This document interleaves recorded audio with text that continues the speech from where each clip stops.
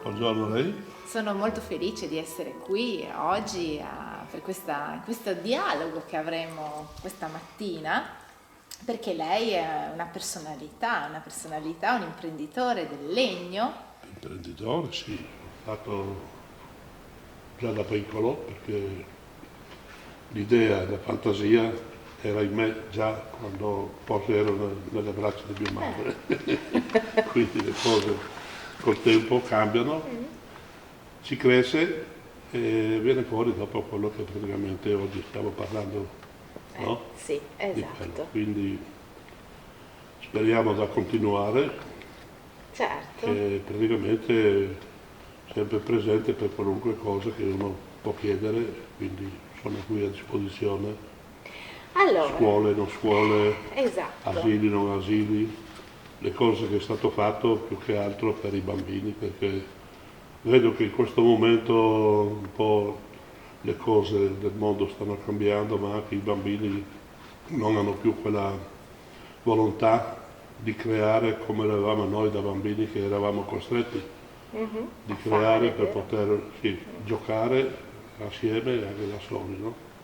E quindi le cose stanno andando così adesso, speriamo che cambino, sempre che con un supporto di voi che praticamente state cercando di elaborare un po' il tutto, no? E noi siamo qui proprio perché vogliamo farla conoscere ancora di più, perché lei, come dicevo, appunto è imprenditore del legno, ma che io la definisco artista, perché dove siamo qua? Siamo un bellissimo, la sua ex fabbrica. Non è artistico, sono stupidaggini sull'anus. Questo luogo, questa sua fabbrica, è praticamente un laboratorio che raccoglie e racconta una vita intera. Ma come è iniziata questa sua passione? Ma si può dire che ha cominciato proprio questa passione? A che passione lei di qualche... La passione viene da mio padre. Sin da bambino lui mi diede in mano pinze e martello per iniziare a levare chiodi da porte e tavole. Chiodi che poi venivano da me riutilizzati. Essendo anche segheria, saltuariamente dovevo affilare la sega. Più avanti nasce la mia passione per creare qualcosa per me e per i bambini. Così iniziai a costruire carretti e fionde. Bei Frost, Slitis, Fiondes. In casa era tutt'uno, fabbrica, famiglia, quindi per lei si trattava di un lavoro continuativo, senza un orario o pause. Attività, dire tutto un quasi, no? Sì, perché ci doveva anche creare disegni del giocattolo. Ho cominciato fin da piccolo a costruire giocattoli per i miei amici, che allora avevano in testa solo motori. E pian piano, anche quando sono cresciuto e si è trasformato in un lavoro rivolto principalmente ai bambini. Infatti facevamo camerette per bambini, ma come vede, poi ogni pezzo di legno prendeva vita, dal più banale al più complesso. Come vede, sono legnetti raccolti nel bosco o in riva al fiume e poi trasformati e umanizzati. Anche il più piccolo pezzo di ulivo può diventare qualcosa di importante, come la favola di Pinocchio. Di ulivo so sé, che ben scuro stupidaggini, però insomma potrebbe essere un inizio anche poi per loro, perché sì, per imparare era lì davanti con la loro, no? Mi racconta una giornata tipo di Ernest Cantarutti. Come nasce l'idea della costruzione di un oggetto, di un giocattolo? Nasce l'idea proprio di creare altro. Ma io anche quando avevo i prospessori, Già quando avevo i figli piccoli, andavo con loro per fiumi e rigagnoli a cercare radici o rami che spuntavano spontaneamente dal terreno.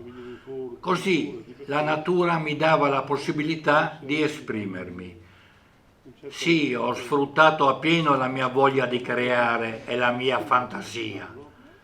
La natura che stiamo trascurando ci dà tanto e i giovani tendono a dimenticarsi di questo. Tanta ecologia, ma poca partecipazione.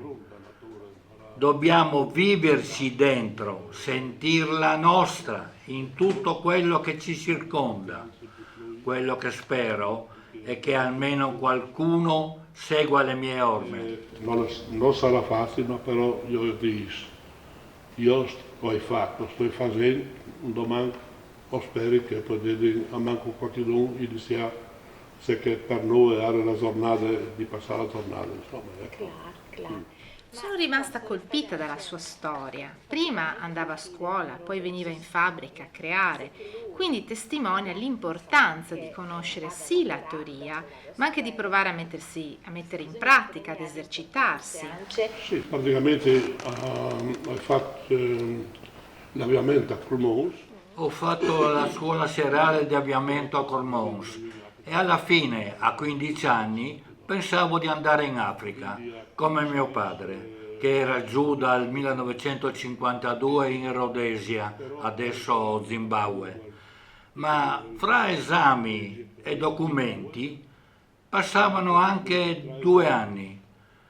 Dopo la scuola di avviamento, per non stare senza far niente, sono stato 1 anno in collegio a Gorizia dai salesiani, ma non mi piaceva stare rinchiuso. Fatto sta che sono anche scappato per poi ritornare. 1 anno in collegio per me era più che sufficiente e quindi andai a lavorare in una fabbrica ad Olegnano, da Montina.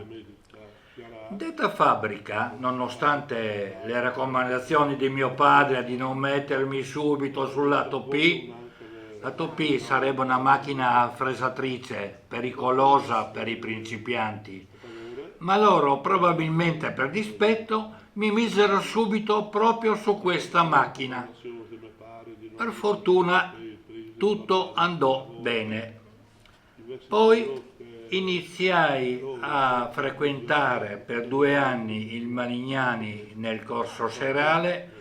Dalle 7 alle 17 o 17:30 lavoravo, alle 18:10 con un panino in mano prendevo il treno per ritornare a casa alle 23:45 e il giorno dopo riprendevo il lavoro alle 7. Quindi col panino in mano, senza manubrio in mano e si deve fare il treno. Poi sono partito per l'Africa e in poco tempo, data la mia passione, sono passato a fare il modellista con grandi soddisfazioni nella ditta dove lavorava mio padre. Comunque, a parte la vita dura, abbiamo lasciato un segno positivo e non come adesso che è tutto facile e non abbiamo nemmeno il coraggio di uscire la sera. Con la mia capacità ho avuto tante offerte di lavoro e se tornavo in Europa avrei avuto il benestare per andare a lavorare in Inghilterra. Allora non si facevano tanti soldi, ma ho avuto grandi soddisfazioni e riconoscimenti che a volte contano di più. Dopodiché, venuto a mancare mio zio, siamo ritornati a casa e possiamo dire di aver superato quel periodo abbastanza bene. Quando sono ritornato dall'Africa mi sono detto che non sarei ritornato a lavorare in fabbrica e quindi ho cominciato a fare lettini e poi tanti ci hanno copiato, ma non importava, visto che c'era lavoro per tutti. Adesso la fabbrica, sotto la direzione di mio figlio, continua bene e produciamo lettini e camerette. Si lascia davanti, così, anche voi, nel mio paese, parte davanti di te, no? Si fa, jetos, camarotis, no? C'è che bisogna fare un flotto, insomma, anche gli stoffi si do. Dal suo racconto capisco che ha avuto anche una bella soddisfazione, quella di vedere anche un altro mondo oltre alle sedie e ora, dopo l'esperienza, di poter continuare una sua passione. Ma volevo chiederle come mai suo padre è andato in Africa? Mio padre era avuto una storia non differente, perché a fin di guerra era entrato in armata. Mio padre ha avuto una storia travagliata. Durante la guerra, un giorno, in segheria, è entrato un carro armato e lui e suo fratello si sono salvati per miracolo. Quindi, visto che dalle commissioni non hanno avuto nessun risarcimento e che in famiglia eravamo 4 fratelli, io e le mie 3 sorelle, da mantenere, mediante un suo amico che era già in Africa è riuscito nel 1952 ad andarsi, dove è rimasto quasi 11 anni e si è fatto raggiungere dalla famiglia. Lui è partito dal 52, ha fatto quasi 11 anni. E dal mio tempo dopo si lasciò. I rapporti tra la gente e voi in Africa com'erano? Ma i rapporti sono stati molto... I rapporti erano molto positivi, a parte lo stipendio, essendo ancora la zona sotto la dominazione inglese. Quando io sono ritornato in Italia, mi ricordo che c'è stato il primo e unico sciopero. Ancora ricordando mi vengono i brividi pensando alle urla dei neri e all'intervento della polizia. Erano tempi duri. Poi, viste le mie capacità, avrei avuto la possibilità di lavorare come organizzatore di fabbrica anche in altri stati come il Sudafrica, l'Angola, il Congo, ma i miei genitori hanno preferito rientrare in Italia. Al rientro, a 24 anni, ho fatto il militare. Avevo già l'attività di tappezzeria da portare avanti e ho iniziato poi con i lettini. Sviluppare il militare a 24 anni, avevo già un'attività di tappezzeria per poter andare in avanti. E insomma, nel frattempo, dopo il mio diploma, finito il militare, ho cominciato quietoso e avanti così. Penso che davvero tutto il materiale che c'è in questo luogo vada tutelato e che sia quindi un patrimonio da salvaguardare. Un patrimonio che sarà veramente di tutela, no? Altro che patrimonio, è una roba che io mi aiuta dal mio cuore. Più che un patrimonio, è una cosa che è venuta spontaneamente dalla mia fantasia, pensando ai bambini di adesso, ho 9 nipoti, che sono liberi e io voglio continuare a lasciare la mia impronta con loro. Sono perfettamente d'accordo se trovate i posti dove fare divulgazione e mostre. Io sono a disposizione per ogni iniziativa e sono pronto ad insegnare e trasmettere tutto quello che so per non lasciare andare questo patrimonio di esperienza e di vita vissuta. Vi aiuto, ai cross, ben venga. E io sono a disposizione a quel che guardi se potesse. Vogliamo ringraziare i giovani dell'Uni3 che hanno organizzato questa intervista ed hanno portato all'attenzione il suo lavoro e la sua produzione. Ma in particolare ringraziamo lei, Hermes, per aver raccontato la sua storia. Speriamo davvero che possa diventare uno strumento per sensibilizzare i giovani ad avvicinarsi a questo patrimonio con l'intenzione di apprendere la manualità e l'arte del legno.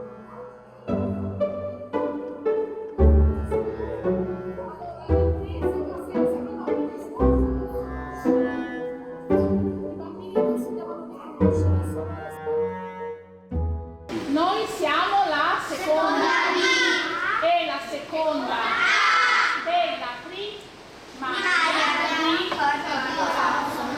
Che bello di vedervi. Allora io vi avverto una cosa, non solo guardare,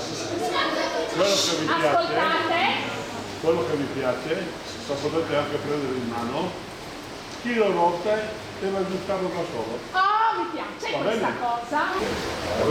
campioni di quelli di una volta che facevano a mano. Allora io li levavo, li smontavo e poi li trovavo a mettere dentro in altre parti perché mi piaceva il martello. Chiodi e martello, quindi tutta la storia è cominciata con chiodi e martello. E poi un'altra cosa, le botte nelle unghie che poi venivano nere subito. Quando invece di prendere il chiodo prendeva il dito sì. col martello. E il traforo. No? Io quando ero come te avevo questo, però lo tenevo tanto da conto perché quando si rompeva la seghetta si doveva andare a prenderla, a recuperarla e i soldi non c'erano.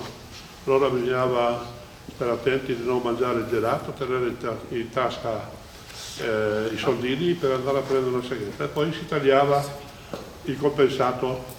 Questo, vedete questo, cos'è questo? Pulcino. L'abbiamo fatto anche ieri in inglese. Pulcino. Secondo voi questa parte qui marrone più scura l'ha dipinta il nonno di Azzurra? No, vabbè, ma tu... No, ma non me l'ha detto, ma lo so. Secondo voi questo marrone qui l'ha dipinto il nonno di Azzurra? No, Un cuore. è proprio il legno che è fatto così. È la natura. È la natura, è la natura che ci crea queste meraviglie. Lui soltanto l'ha un po' modificata e ha creato questo splendore. Che il nonno di Azzurra ha questa capacità speciale che hanno anche i bambini di vedere dentro un ramo già quello che c'è. Cosa dite? Lui quando ha visto questo ramo, vero nonno?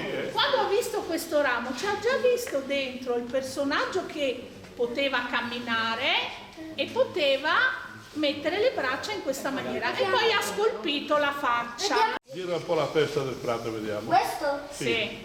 La testa. La testa si muove?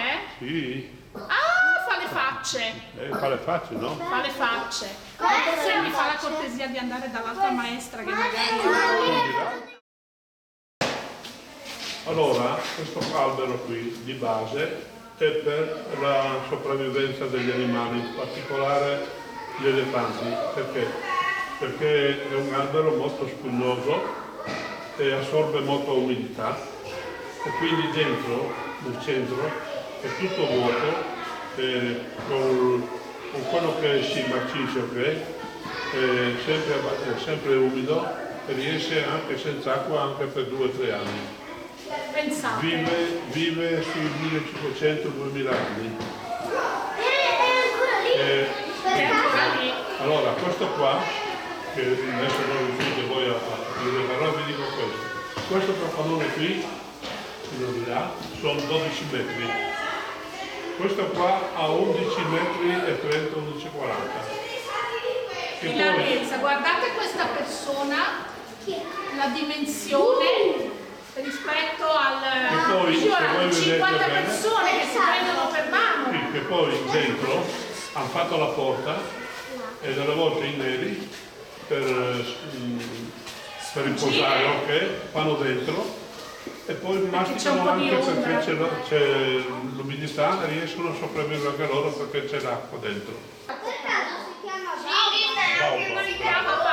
Caro nonno Ernest, lascia che ti chiamiamo così, con questo nome affettuoso, visto che oggi è il tuo 80° compleanno. Sei un po' il nonno di tutti i bambini, alcuni ormai adulti, che hanno dormito in un lettino erbesi. I tuoi capelli possono essere bianchi, ma i tuoi occhi sono ancora brillanti e il tuo sorriso può illuminare la giornata di chiunque.